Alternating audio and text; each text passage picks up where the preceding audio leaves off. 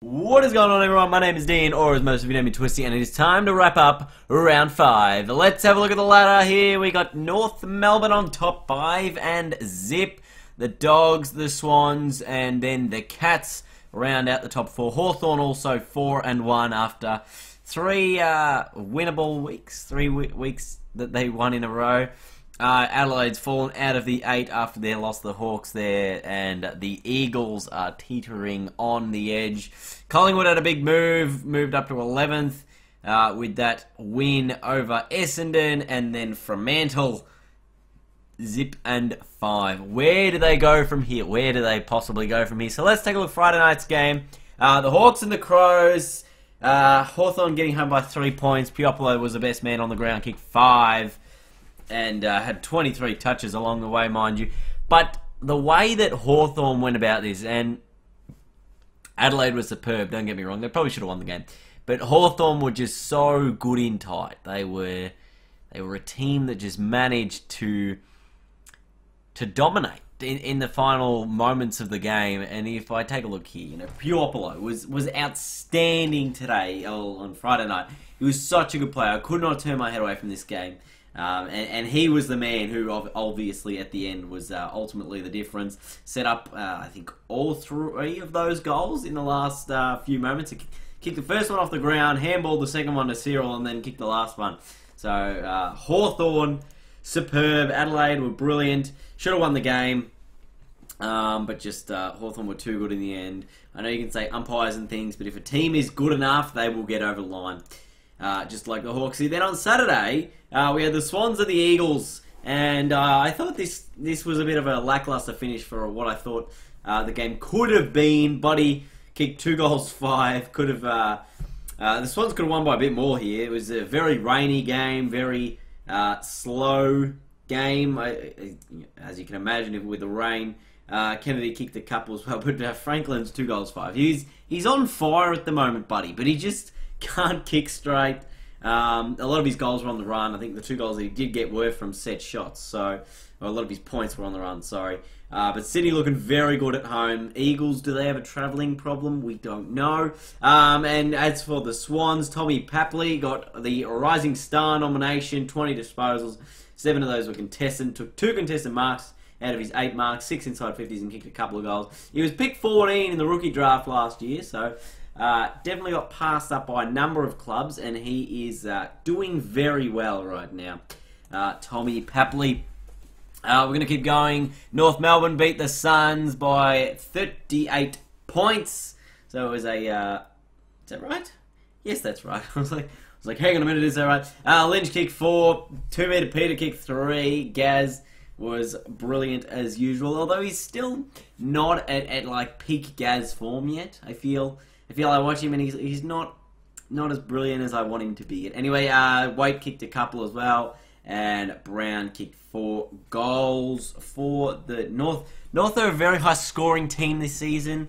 They're the highest scoring team in the comp. They average 130 points per game or something, or 120, more than 120 points per game. So the highest scoring team for the season. And this other mob, if we look at the next game here, the Dogs, they are the best defensive side in the competition. And they score very well as well. So they beat Brisbane, who, quoted by one of the senior players, got ahead of themselves after beating the Gold Coast Suns. I don't know how they thought they were going to beat the Bulldogs with big heads. So clearly they didn't do all that well. I didn't catch much of this game because I was busy watching the other game. Stringer kicked 3. He was very special. Zorko kicked a couple. One of Stringer's goals, he actually bundled through 3 players. That was fantastic. But yeah, anyway, Dogs, they're good. Suckling maybe a little bit of injury, but we're not sure yet. And they're a lock for the top 8. You'd think at this stage anyway. Anyway, let's keep going. Port Adelaide, Geelong. Port Adelaide were up 5 goals to 1 or 2 at quarter time, and the biff happened, and then Geelong kicked 14 of the next 16. So, oh dear, for Port Adelaide, they're struggling very much so this season. Geelong Menzel, Dangerfield was the best man there as well, and Dixon kicked 3 for Port Adelaide, but Port Adelaide are in a world of strife, and the game coming up this week, Richmond-Port, is going to be a fantastically terrible game, if anything's an indication. Let's take a look at the common medal race after round 5. Lynch kicked 22 goals so far, followed by Waite and Franklin. So he's got a 4-goal lead. It's a pretty big lead there. Betts 16, Fasolo 14, JJ Kennedy on 14, Jenkins and Rewalt with 13 apiece, and then 12 goals to Cyril, Benny Brown, Jack Watts, Boomer Harvey, Tommy Lynch from the Crows, Nick Rewalt and Jack Darling also on 12 goals. So the common race is got Lynch out in front, and I said it about round 2. I said I think Lynch is going to win the common this year because they got no other key targets up there, so unless he does something stupid. Anyway, next game, St Kilda the Giants. It was a 10-point ball game at 3/4 time. The Giants ended up winning by 47 points. In the end, they kicked 6 goals very quickly in the last quarter to put the game beyond doubt like that. So, St Kilda's last quarter fade out. Is that going to be an issue for them? Don't know yet. Rewalt kicked 4. Jeremy Cameron, after a 4-week spell, kicked 5. He could potentially just win the Coleman if he kicks 5 goals a week. And Caniglio, 32. Scully's been brilliant, and Toby Green was the best man on the ground. Should have kicked 5 goals at least. Kicked 4-3, and they're all very gettable shots, including one in the last minute or so that he missed. But early on, I think he had 10 disposals in the first quarter and 2 goals, 2 or something in the first quarter. So he set up the game for them brilliantly, Toby Green, and everything was just coming up him. It was fantastic to watch. And then we've got the upset of the round here. I called it the wooden spoon match, and that's pretty much what it lived up to be. If you watched any of this game, just listening to it on the radio, they were like, the ball skills of both sides are shithouse. So they were pretty rubbish. If you caught any of the game, I think in the first quarter it took 18 minutes for either side to kick a goal. It was 5-3 behinds. And the disposal efficiency by foot was atrocious as well. I think Carlton were kicking at 40%, Fremantle were kicking at 30% 10 minutes into the first quarter. So the skill level of these sides, definitely an issue here. And Fremantle have huge problems. No Ballantyne, no Ballantyne. No Sandilands. Pretty much just kills their game because they got no other real dominance in the ruck, and that sort of doesn't set up their clearance work as well as it normally is, and now they're in real strife with Fife going down. So play the kids, Freo. You've got to play the kids because everyone else is too old. So I think Fremantle need to start doing that before they can do anything. Don't take anything away from Carlton though. Liam Jones kicked the ceiling goal in the end, and I thought that was the funniest thing ever. That pretty much shows you where Freo are at with that just scenario. Anyway, let's move on to Sunday night. I was there. It was the pre-Anzac Day clash. Melbourne and Richmond, and the D's, they were pretty damn good. Gawn was superb in the first half, just tore us to shreds. Jack Viney was clearly the best man out there, though. I thought he just pipped Gawn a little bit. Because he just looked so dangerous every time he got near the ball, just broke every tackle. He's such a hard kid, Viney. He's one of my favourite players to watch, but he's just so annoying when your team is playing against him. Garlick kicked 4 goals on return, could have had 5. Jack Watts, dangerous up forward as well. What's his name? Hogan didn't have a big game.